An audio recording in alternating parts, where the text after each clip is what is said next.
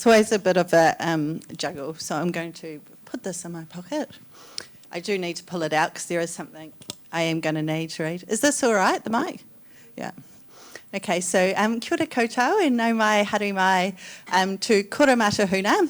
And Kura Matahuna is the Māori name that was gifted to the Unleashed space when we opened it in 2017.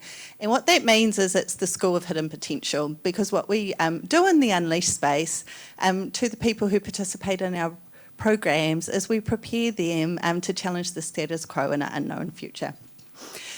So up here on the screen, I've got a new thing I've started doing, so if it's a little bit awkward, please forgive me.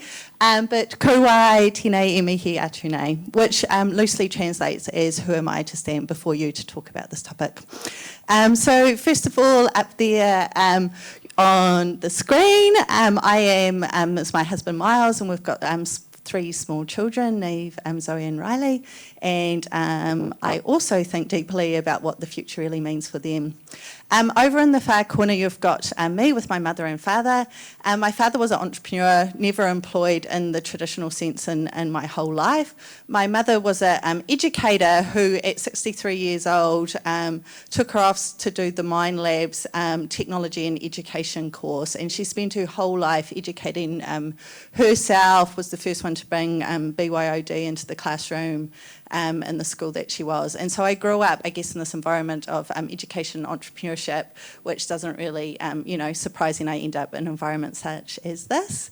I studied here at the University of Auckland, and while I was involved, I got really involved in the Spark program, which is now known as Velocity. So as a student, my interest in entrepreneurship was really stimulated by the Spark program, which is now Velocity. While I was studying, and then when I graduated, I worked for the Ice House, for the uni services, doing some work with various technology companies and those who are looking to spin out. And that led me to a role at Everidge IP doing some intellectual property commercialisation and strategy work. I wasn't very happy as a consultant because I like doing things and executing, and I found it a bit frustrating. And so I left and then came back to the university because we were then, and this is back in 2009, looking to set up the Centre for Innovation and Entrepreneurship. And I haven't left, and the main reason I haven't left is because the university has continued to strategically invest in this area. So that means, for me personally, my roles have continued to grow and develop. So I started as Special Project Manager and now the Director. And I've had the wonderful pleasure of being involved in awesome projects such as setting up this, and the work is really rewarding. However, because I'm in a university environment and we were doing an increasing number of programs, I became increasingly curious about how do we know what we're doing is actually making a difference. So if entrepreneurship education is not about startups, and I'll be talking about that tonight, then how do we actually know that what we're doing is making a difference to participants? And in entrepreneurship education, we talk a lot about entrepreneurial mindset, but it's one of these terms that no one really knows what it is. What are the various elements of it, and if you can figure that out, then how do you measure it? And so that's what my PhD is focusing on. So as I said tonight, I'm really here to say that entrepreneurship education is not about startups. I should probably put in brackets only, but that's not our focus here at the Centre for Innovation and Entrepreneurship. I'm not going to go into our accolades because they've already been put up. But our role here is very, very simple. Our role at the university, in the local Auckland regional ecosystem and the national one, is to develop a pipeline of innovative and entrepreneurial talent. So we focus on creating a new breed of graduates, but also scientists who have an entrepreneurial mindset and capability and are going to make transformational change in the country. And so why is this important? If you think about the 21st century, and we've got a whole lot of challenges and opportunities coming our way. So there's all the issues which are outlined in the UN Sustainable Development Goals, and we've got them up there. Over in the Unleashed space, we use them as the ideation space in a lot of our programs. I've got post-COVID, maybe slightly optimistic, but what does a post-COVID living with COVID work look like? We've got New Zealand's ongoing productivity paradox that actually needs solving. You know, how is we as a country going to create more wealth for our people, which will lead to a whole lot of societal outcomes? And then we've got the fourth industrial revolution. And part of the problem with the narrative around the fourth industrial revolution is it feels like robots are going to come and take our jobs, and then what are we going to do, and society's going to break down. And part of our role, and this is the big role of the maker space, and we've got a new tech lab we've just opened in the business school called Tiahe, is to really empower people to understand the power of technologies, because if you get to play with something and learn about it, then you're not scared of it. But ultimately, we believe in our work here at the Centre for Innovation and Entrepreneurship that not everyone will become an entrepreneur, but you will need to think about one. And another way we frame it up, which is at the bottom of the spanner here, is that entrepreneurship is a mindset, not an activity. So we've got up here one construct of an entrepreneurial mindset. And so if you think about this term and what it actually means, you've got things such as dealing with ambiguity, taking risks, working in teams, leadership, learning from failure, resilience, communication. And what we do in all of our programs, which are extremely experiential, is we make people do things so they experience and learn. So if you think about a learning cycle in terms of experiencing something, having some time to reflect and then actually put it into practice. That's what we do in all of our programs around these attributes. In our programs, we provide inspiration, so we have a whole lot of guest speakers come in, they share their stories.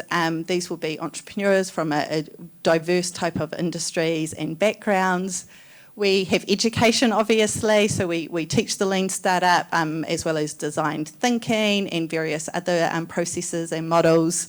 Around our program is a whole lot of networks. We have about 200 volunteers each year who are judges, mentors and speakers who come in. And so if you do our programs, and Arish will testament to this, you actually get connected and plugged into the ecosystem, which is really important for young people. And we've got funding, so in our programs, we provide small amounts of funding to people. This is largely to give them the space to focus on the idea for a short while. So Sayura is also in the room, who's just gone through one of our programs where we give $10,000 to people, and the purpose of that is just to give them the space to develop it further, because if you're a student, you don't have a lot of spare cash. There's the physical space, which is both co-working and prototyping ability, technical capability. I've got an amazing team of technologists who can support people to prototype and develop the MVP. And then prestige. Velocity in particular has been around for a long time, about 20 years, and it means something in the local ecosystem. Investors know about it. We had a showcase last night and investors come along because they know while they're not going to get the next deal there today, they know that the talent and the future ideas are coming out of here. So our program journey, we're at the very, very, very early stage, and this is a whole lot of I guess, contextualising that we often have to do. So our role here at the university is to inspire people and raise their awareness around entrepreneurship. Surprisingly, for a country of SMEs, students don't come to the University of Auckland aspiring to be entrepreneurs, and we've actually done surveys and have data around this, and we're quite low compared to the rest of the world. And so part of our role is to, and we do this largely through comms and speaker series events, is to really raise the awareness of what innovation and entrepreneurship looks like in different contexts and means for different disciplines. So if you're a law student or an art student or medical and health science, why might you do innovation and entrepreneurship, and what might it mean for you? We then have a whole lot of learning about innovation and entrepreneurship, so very early stage programs. You come in because you're curious, you want to know about it, and then we support you really to give it a go and see what it might mean. And then we do work around venture ignition and activation. And so for those of the people who are serious or just want to play further and develop their skills, then we have various programs that can support them. And right at the top, we have a pre-seed incubator, which the aim of that that is to get people to a point that they're ready to take on some pre-seed proof of concept fund. Arash went through it 4 years ago. Sarah's just been through it tonight, and I don't think there's anyone else in the room, but it's that's as far as we go. And then from there they go out into the ecosystem. So one of the teams who's just finished their off is about to enter into the Sprout Agri-Tech ecosystem. And so that's where I come back to our role as filling the pipeline. We're not about saying we've got the next investable idea, but we are about saying this is a place where entrepreneurial talent comes from. So these are examples of some of the founders and companies who have come from us. You've got Kame, so this was founded by Henji, Jordan and Aliv. They're just an amazing group of founders, named by Times Magazine as one of the top 100 influential companies in the world. They went through our program in 2012. They are one of the rare teams, and Arash is another one, who actually go through our programs and then just go and execute. But, you're talking about the 5%, but they're remarkable, doing great things in the edtech space internationally. You've got Nuka, founded by Kerry Dow, who's on staff here in the business school. She paired up with a professor in engineering to try and take the flavour of hangi and apply it to different food products. And she's driven by this passion to benefit her whenua and iwi landowners. And so, and then you've also got Greg O'Grady, who Elementary has raised $60 million in capital. They're touted to be the next Fisher & Paykel Health Dare, and they've just got FDA approval for their medical device. And the reason these three are put up is very intentional, because if you think about the diversity of a university and the work that we do, which is supporting undergrads from all faculties, Aliv is from arts, the other two are from engine, all the way to supporting professors in medical, then what you end up with is this wonderful array of ventures and talent that are really going to change the world in different ways. And then we're also very proud of where our alumni go in terms of people and the impact they make in big organisations. So you've got Rahul, he went through our programs, he trained as a doctor, and he's now down in Wellington working in one of the hospitals, but he addresses his work from an entrepreneurial mindset perspective. So he's always looking to identify the problem and understand the best solution to deal with it. So he ends up getting involved in a whole lot of community healthcare initiatives to really make sure people don't end up in hospital. And then you've got Jean. Jean studied law and commerce here at Auckland, went to work for one of the big law firms. I love this story. And she got asked, because she was in litigation, to do a job which apparently takes junior lawyers about a week to do. She knew that there was a better way, asked a friend to code a solution, got done in a day and a half, 2 days, and then she had to explain to her partner why she'd done it so quickly. And so she then got pulled into this legal tech environment and is now VP of operations of a legal firm.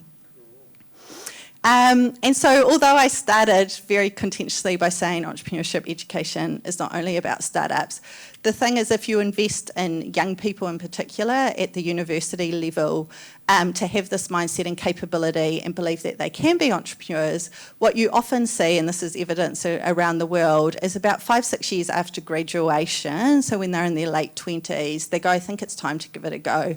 And there's a few reasons for that. One, they have a bit of capital behind them, they've got some working experience, and they actually have been exposed to industry problems, so students are in an environment where they're exposed to student problems in a student world, whereas once you enter out into the world, you're exposed to a whole lot of different problem spaces and you can come up with solutions. So we do have reasonably impressive venture statistics. We've ignited more than 276 ventures, created over 3,000 jobs, raised 1.36 billion in capital, and they're in 182 countries around the world. And so I think this is really proof that if you invest in entrepreneurship education, you can slowly start transforming a university and a region and a country. And that's it from me.